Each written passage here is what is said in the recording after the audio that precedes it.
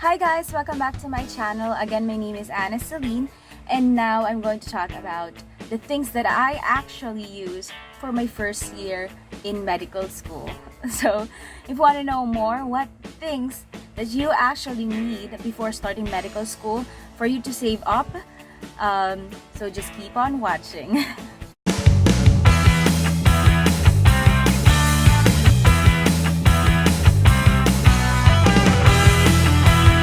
Alright, so ayun nga. So in this video, I'm going to talk to you, or I'm going to tell you what exact things that you should need in a first year in medical school, especially if you're online. Okay, so this is in online actually. So the first thing that I actually needed, of course, in medical school, in online setup, of course, is a very good laptop. Okay, a very good laptop, which actually can handle a various systems or various programs. Kasi in our school, we have, of course, we use Zoom or Google Meets. However, we also are required to open up other programs, or other, not programs per se, but other websites. Like for example, we open up, or we are using LMS, or we are using other devices that requires video showing or something else. So I do suggest that you buy a very good laptop. So my laptop was actually MacBook 2020, if I'm not mistaken. So actually I borrowed money from my sister so I can buy it. But absolutely, I mean, before the semester end, I absolutely paid all of it na. Okay, so the one thing is MacBook with a very good, of course, ay sa akin lang yun a MacBook with a good processor, or you can actually buy a very good laptop with a very good camera, kasi most of the professors want their student to see their students. So I do suggest that you buy a very good laptop for that. The next one is, of course, an earphones. So actually, ito yung medyo na ano ko, kasi sa med school, ilang beses na akong nag-change ng earphones. So I think twice or thrice, just to compensate the online world. So I've used, or I've bought 2 to 3 earphones na. That's for 2 semesters. So ayun, so I've bought earphones. Actually, hindi naman kailangan mamahalin yung earphone, basta mayroon kang earphones. Yon. So that's one. And also make sure that your earphones has a mic with it. Kasi of course, you're going to have recitations, you're going to have SGDs and clinical discussions or case discussions and many more. And then printer as well. So printer kasi I'm not the kind of person kasi who lives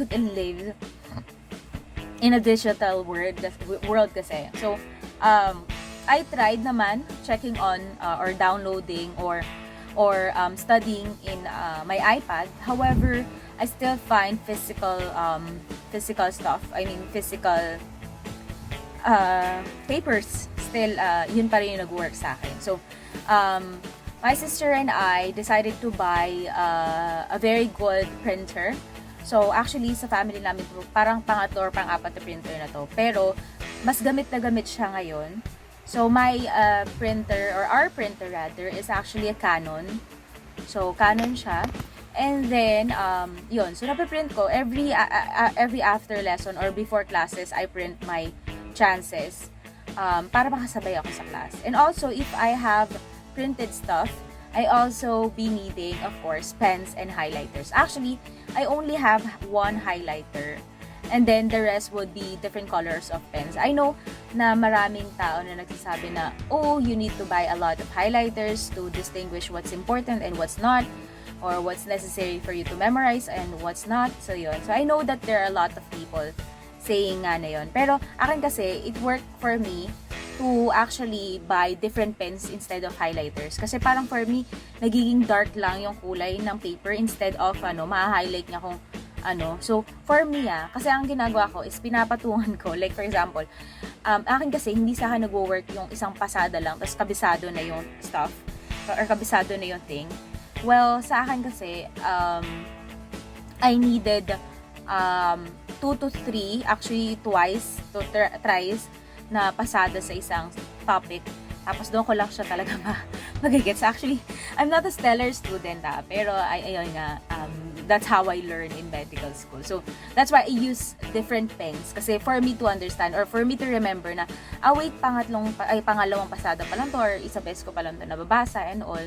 So, yun, just to remind me na kung ilang pasada na.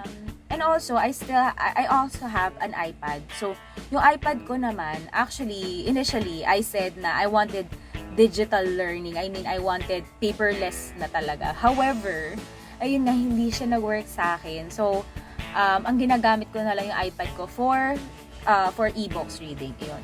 For resources. Pero yung mga chances and all, yun, sa physical pa rin. So, I use my iPad. Actually, medyo puno na nga siya. Pero, ayun, I just use it for e-books and for applications for me to learn more about medical school.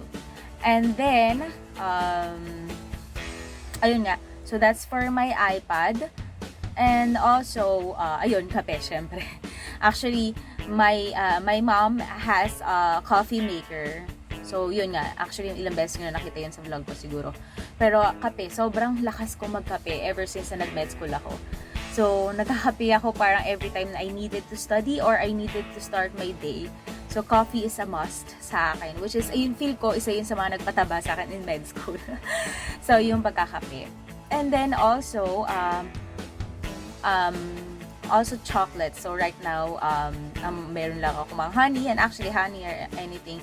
Any chocolates would do. Pero, ayun nga, it's something na I need.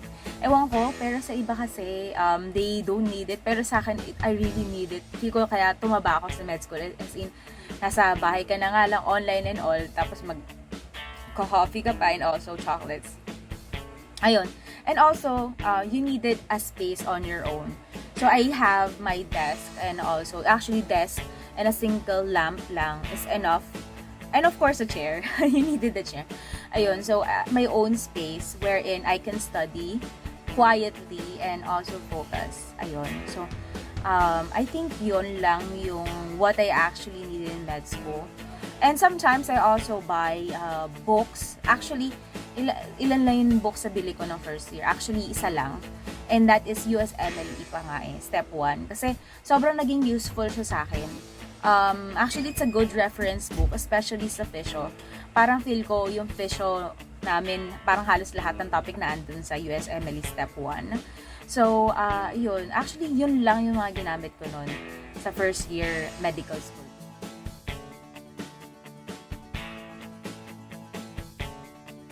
So, ayun. So, thank you very much all for watching. If you have questions, please let me know at the comment section below.